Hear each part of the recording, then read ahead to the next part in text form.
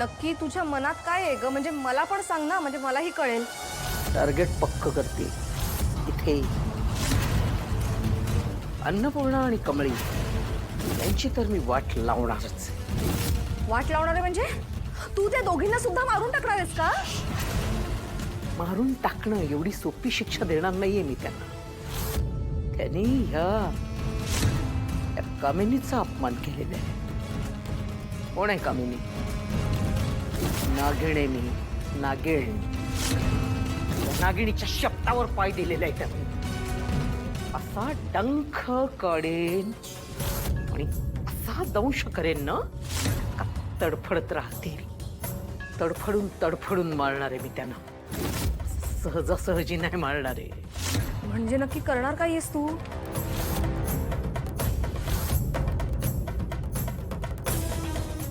की तिची अवस्था त्या ढकलगाडी सारखीच होणार. सगळं तिच्या डोळ्यासमोर खडेल, पण तरी ती काही करू शकणार नाही. उघड्या डोळ्यांनी नुसतं तिला बघत राहावं लागेल. अशी कणाकणाने मरत जाणार. तिला ह्याची जाणीव व्हायला पाहिजे की आपण कुणाशी कुणाशी काय आणि कसे वागलेलो याचा पश्चाताप व्हायला पाहिजे तिला. आता राहिला प्रश्न त्या गावछाप कमळीचा. नशिबाने वाचली, पण मला जे साध्य करायचं होतं ते मी साध्य केलेलं. तिला काही मी अभ्यास करू देणार नाही. मला जे करता येईल ते केलेले आणि उरलेलं काम करण्यासाठी मी त्या काजलला ठेवलंच आहे. माझा प्लॅन जो होता तो सक्सेसफुल झालेला आहे. मारण्याची गरज नाही. गरज कसली आहे?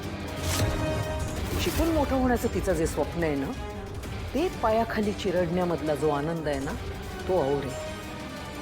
आणि तिचा मग तो रडका चेहरा घेऊन ती गावाला कशी जाते हे पाहण्यामध्ये खरी मजा आहे. खरंच आईंची म्हणजे त्या म्हातारीची अवस्था त्या थेरड्यासारखी करणार आहेस का? अर्थात दोघा नवरा बायकोंना असं ढकल गाडीत बसवून दाखवून देईन ही कामिनी काय सत्ता चालवते ते. या अन्नपूर्णेने माझ्यातल्या सैतानाला जाग केलंय. मग तो असाच थैमान घालणार आणि हिच्या आयुष्याची राख रांगोळी करणार. पण आई, हा नयनताराचा फोटो कशासाठी? रागिणी, म्हातारीने काय सांगितलं होतं? काय?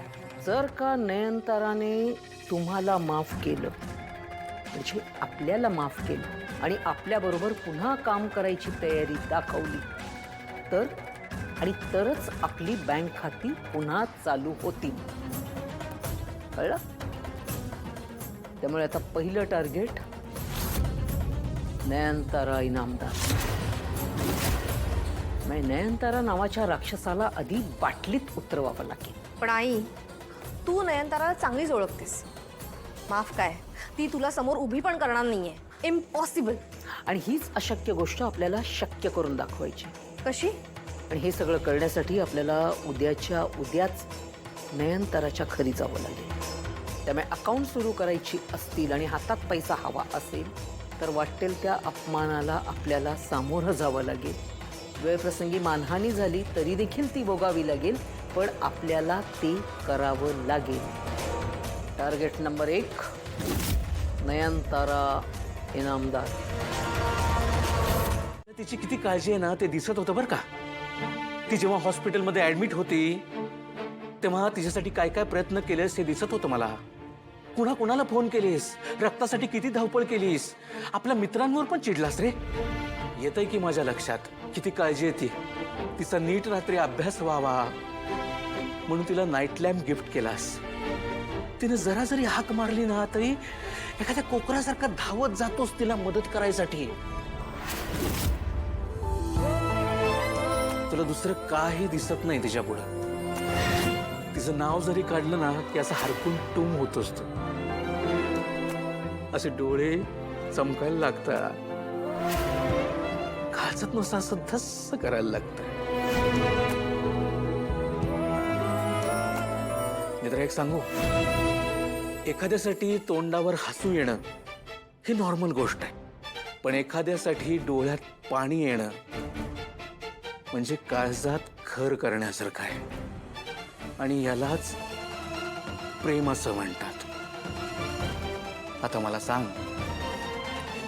तुझं कमळीवर प्रेम आहे ना? आहे ना? विचारा की, विचारा आपल्या काळजाला, विचारा की ऋषी, माझं कमळीवर प्रेम आहे की नाही? आहे ना? उत्तर आहेच असं येणार आहे.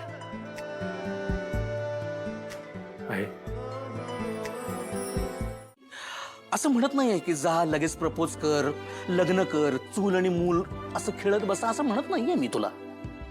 मला आता असं वाटतं की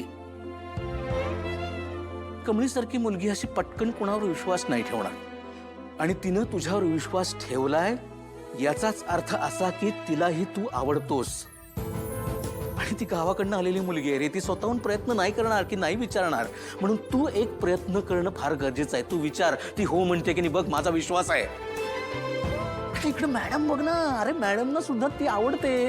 म्हणजे बघ ना, मॅडम सुद्धा किती काळजी करतात तुझी, तिचं कौतुक पण केलंय.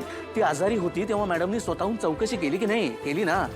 मला त्रास असं वाटतंय सासू दोन मी राजी आहे. तुझ्या स्टोऱ्या आता बास कर. मला काम आहे तुझ्या, तुला नसली तरी मला झोपू दे प्लीज. आली बस. हे बघ ऋषी, तुला आता शेवटचं आणि स्पष्ट भाषेत सांगतो, कमळीसारखी मुलगी परत मिळणार नाही. खूप चांगली मुलगी आहे ती, आणि तुझंही तिच्यावर प्रेम आहे हे मला माहिती आहे. एकदा विचारून टाक, नंतर पस्तावायला नकोस की विचारलं असतं तर बरं झालं असतं. अरे माझ्याकडे बघून विचार कर, नाहीतर राहशील माझ्यासारखाच बिना लग्नाचा. विचार कर मित्रा, आणि गुड नाईट. मी निघतो आता. तुमच्या स्वप्नांच्या मध्ये मी येत नाही.